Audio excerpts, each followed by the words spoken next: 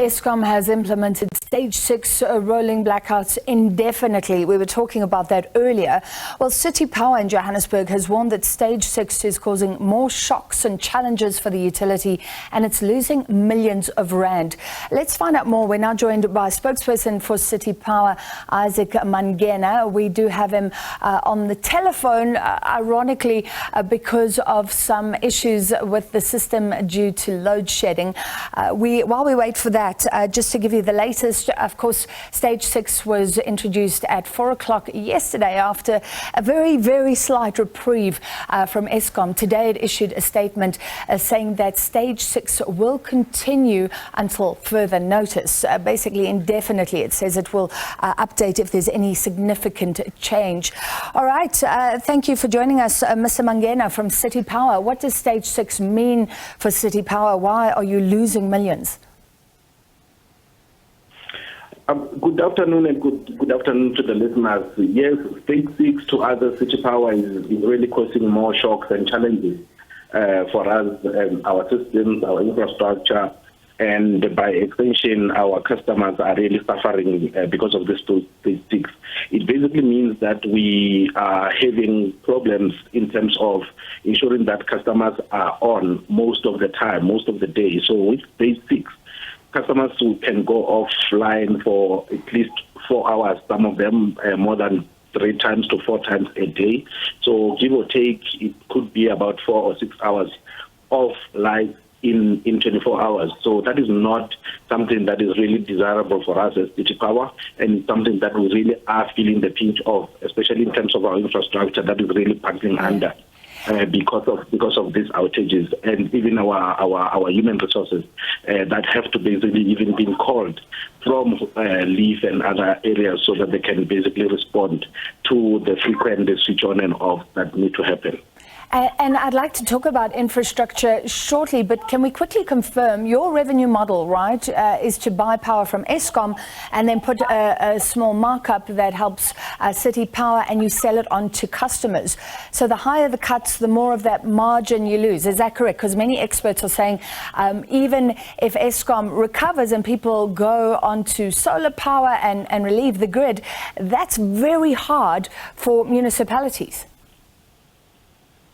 Yes, indeed. Currently, our business model basically is about us basically getting electricity from Eskom. We buy it at around 19 billion that we spend annually from Eskom, hoping to sell it with a little bit of a markup so that we can also make profit as a business. But we are currently not meeting those targets because of the load shedding that we currently find ourselves in. Since last year, we basically were losing a lot of money. We are basically about 6 billion rands under in the red because of we're not basically meeting the targets that we set ourselves for, and it's purely, most of it is because of the extra burden on our fiscals that basically is brought about by the load shedding that we currently find ourselves in. We're losing a lot of money, 3.6 million rands on a daily basis. Every time there is a load shedding, that is the kind of money that we lose, and most of it, we lose it on the infrastructure, we lose it on the overtime that we have to pay our staff. We also basically lose it on the fact that we are not basically selling as we had projected in our annual plans. So that's basically the issue that we're having currently as City Power. And how bad is the situation? The sense is that the power goes down and there are these extra problems. Some of the small substations don't come up. Of course, there's cable theft as well. The sense is that it's happening so frequently that City Power just can't keep up.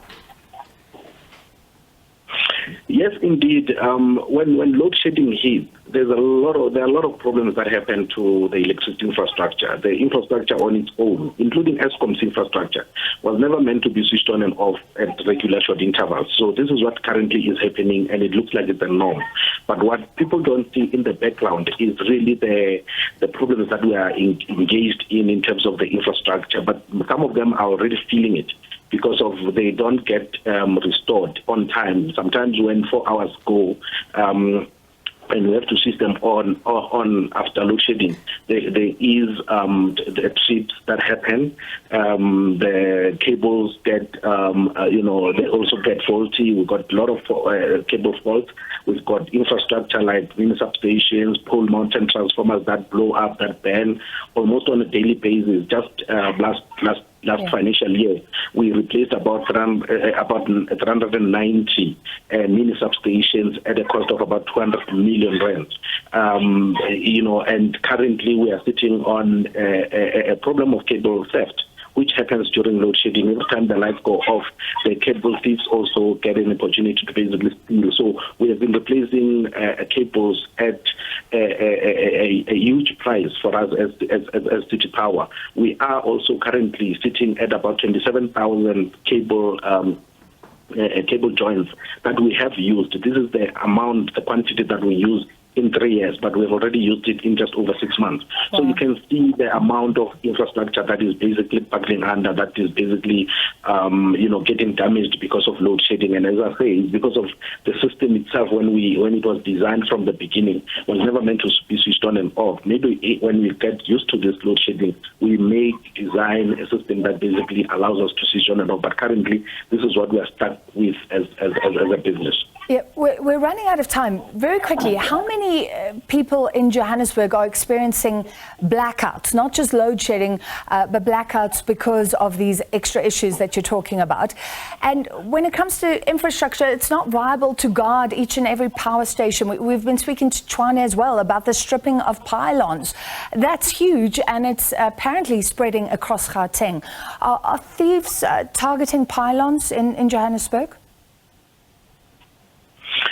So to answer your first question, so we are basically feeling it across the city of Johannesburg. All our 8 service delivery centers have been, basically spending sleepless nights trying to basically ensure that we are stable, we are normalized, and customers do not feel much of the pinch because of this load shedding.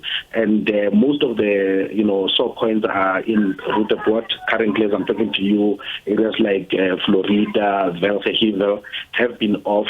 Alexander, you've got areas like Tutumani and so forth that have been off for some time. Hestil is also another problem, and Hestil is even more crucial because of the essential infrastructure that is currently running around Hestil. You've got hospitals, you've got the water towers that are supposed to have electricity 24/7, but you've got these problems. But cable theft and vandalism of infrastructure is the worrying aspect of this load shedding, because now you've got a situation where during load shedding, it's not only about the infrastructure that gets damaged, but you also have infrastructure that basically gets vandalized and stolen. And when I talk about vandalism, I'm talking about even the mini substation, the transformers, and so forth. You brought about an issue about the vandalism that is happening on the pylons, which is like your high voltage transmission infrastructure, which is really, one, dangerous, but also the infrastructure that is buried in the bushes, where it basically runs. And